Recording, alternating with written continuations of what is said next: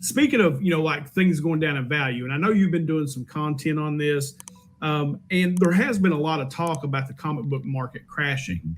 And I was wanting to I really wanted your opinion on like, where do you think this hobby's going? So one thing is, especially in the age of social media, everything is sensationalized. I mean, from sports to politics to comic books, everything is sensationalized, and it feeds us in a certain way that we end up kind of regurgitating stuff without even maybe consciously realizing it. Turns into this thing that I call groupthink that can be very dangerous. And I think we have these buzzwords in the hobby right now that are being used so often, and one of them is crash. Sure. Crash is a very big word to use when it comes to a market. Being someone that's educated in business and has obviously experience in running businesses, I don't use that term lightly, and simply, I do not think the comic book market is going to crash as a whole. But I did a video about this recently too, about the one factor that we didn't necessarily see coming because it's not intrinsic to comic books, and that's the state of the economy.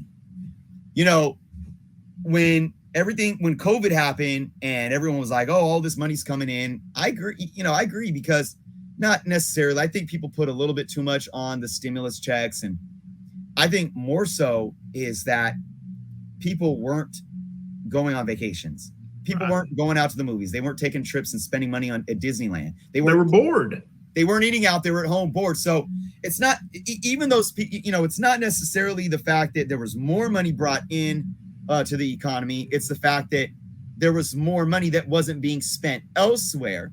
But, you do got to take into consideration that there was more so than stimulus checks. I think those bonus unemployment payments were huge, because I was laid off of I was a sports director at a school I was laid off of, and I qualified for unemployment, and I was getting those bonus checks, and I was getting more money than I was working the job. So it was crazy. And but we understood that there was a lot more money into this hobby. But you got to also look at the fact that in 2019, pre-COVID, the hobby was booming. You had the primary market booming, which you can look at different indicators of that. There's, it's not as black and white as it seems, because it's based on LCSs and how much they order. That's how they say, if the $1 million, how much of that $1.2 billion inventory is now sitting in the back issue bins of LCSs. But if you actually follow the trend of keys and blue chip keys on the secondary market, a lot of books boomed between 2018 to 2019 as well. So that's indicative of a very healthy market pre-COVID. We get back to some type of normalcy. People start going back to work, spending money on gas again, going on vacations, going out to eat. You get that dip. But this is healthy. And you get, and I'm not going to name names, but there are YouTubers out there that will sensationalize crashing 80% and all this stuff. And first off, you got to be very careful about how people look at data. Never, I always tell this to people, never use outliers. Never use outliers, because you can use outliers. You use the highest to high, the lowest to low, and you can act like you can twist that data to show that something's crashing, or you could twist it an hour later, the same data, to show that something is booming. You have to understand that a market should be looked at in terms of rolling averages always. And ebb and flow is healthy in any healthy market. So when you saw these huge increases from 2020 to 2021, and you start seeing some books drop maybe 20, even 30%. Well, you could look at 20, 30% as being a large amount, or even the dollar amount as being a large amount.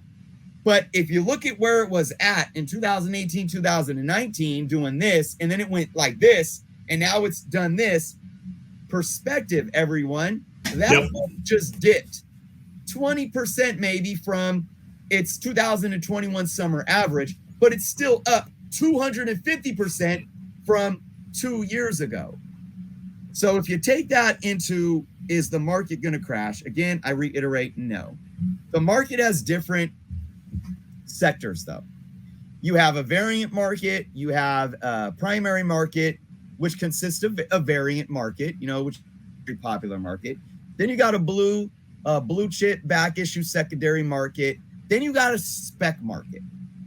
The variant market is as healthy as ever. People are still paying crazy money just because it's an incentive, right? And I'm not mad at anybody for that. That's how you want to collect. That's fine. The secondary key blue chip key market has kind of had that ebb and flow right now. It's ebbed down, and there's a little bit less demand and money going into it right now, but that's okay, because it means some people that couldn't afford these books are now going to start putting money into these books. And what's that going to do? It's going to bring it right back up, in the near future. I still think the primary market is decently healthy. That's something that I think the publishers are trying to work out. They've been trying to work this out for a decade now, and how to get people's interest into buying new comic books and reading new comic books. So I'm not concerned. My same concerns are still there. And I just think we're going to have to see this play out over the next 3 to 5 years. What really worries me right now is the spec market. And while I'm not, again, mad necessarily at the spec market, I don't want to generalize it, I do feel that it's a bit out of control. Because while I was brought back into comics by seeing Tobey Maguire's Spider-Man, and I was like, I need to go buy more Spider-Man comics. I was just getting back into comics myself after being away for a while as a teenager. When I knew that the Infinity Saga was happening, when we saw Thanos at the end of the first Avengers, I'm like, oh my gosh, and now I have 2 copies of Infinity Gauntlet, the whole set. I understand how these films and these properties pull us back into comics. But I almost feel right now that it's not even about that anymore.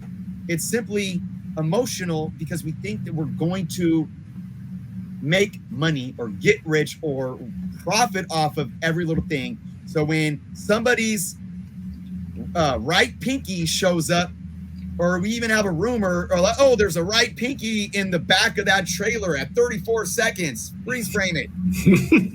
It's like, oh, now we got to go get so-and-so's left pinky's first appearance. And then a book that nobody cared about. It's been in the dollar bins for years. Not to say the dollar bin books can't ever catch value.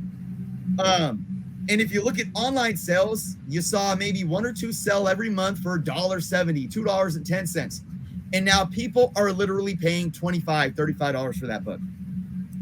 It's a bit crazy, and it's not sustainable. And I won't go into too much details, because that's a whole conversation in itself. But I do worry too about the state of the economy. That's an an external factor, because I'm paying almost $7 a gallon of gas where I'm at in California. That means I'm buying less comic books. That's right. So it's not indicative of the fact that anybody's out on comics, or supply and demand is necessarily inherently dropping, like the demand is dropping. It's simply because we want to keep buying these books, but you have other factors that's taking away our exposable income that's kind of coming into play here. But overall, although I think we're headed in a bit scary times, and a lot of people are going to have to conserve their money over this next year or so, and who knows how much longer after that, I think overall the hobby is going to continue to bring new people in, young and old. And I think even with the ebb and flows and the dips and the concerns, in the next few years, we're going to be looking back and saying, man, well, we survived a crazy COVID era, post-COVID era, and here we are still enjoying the hobby that we love. I agree. And I think you're right. I look, and one of the things that I have kind of figured out since getting back into the hobby, I look at comic books, specifically blue chip, almost as stocks. You're going to have increases, decreases. It's going to ebb and flow. And I consider it not a crash. I consider it a correction, there is a correction in all. If the first thing I learned in college was about the business cycle, it's the most real thing that I was ever taught in college. Is things go up, they come down, they go back up, they come down. It's just part of, and your job as a buyer or a collector or a business person is to try to buy low and sell high. And you got to take advantage at times. But I think blue chips themselves will always gain in value as things get older. They become, people are holding on to certain books. Yep. They're not as out in the market. Exactly. And I think that I think a lot of FOMO happened when people did have extra money and they were bored. They were like, oh, this is the new hot thing. But I believe as long as Marvel and Disney and HBO with DC and all those guys are putting that content out, that the comic book market, there will always be interest in it. Do you agree with that? Absolutely. And that's, people are these people don't even read comics. You got to understand, just like we were talking about earlier, it all correlates. X-Men animated in the 90s, the Teenage Mutant Ninja Turtles in the 80s, the G.I. Joe trend, like this is all part of pop culture. We tie in everything, the Spider-Man show from the 90s or Spider-Man and His Amazing Friends from the late 70s, early 80s, or like, we want to gravitate to these characters in any way we can, and it's going to circle us back to comics. I have 2 kids that are prime examples of they're teenagers now, but even now, as teenagers, they will watch these movies and watch these shows, and they'll go on Marvel Unlimited, and and it doesn't matter if it's digital, they're still reading, right? Or when we go to the comic books shop, they'll be looking for the Batman title because my son just came out of the Batman for the second time, seeing it twice, and is just so in love with it. So I absolutely agree. And just to add one more thing too, while a lot of the market might be having a, like you said, correction or a slight cool off, there are still books that are hitting record highs. In the middle of this recession, economic downturn, whatever you want to call it, there are still comics hitting record highs. It's unbelievable. Well, I think that comes from people who are, I don't want to call them like money people, who have figured out that before they were buying, gold and silver, they were buying stocks, they were buying these things, and they figured out, holy crap, these comic books are worth money, especially these old ones, with these iconic characters, with the golden age and then the early silver age, some of these major first appearances, and those are your true blue chip stocks. That's the Apple. You know what I'm saying? And I think that there are some people who have found their way into the market who weren't there before. And I think that's part of what's driving it up. Great discussion. I love that.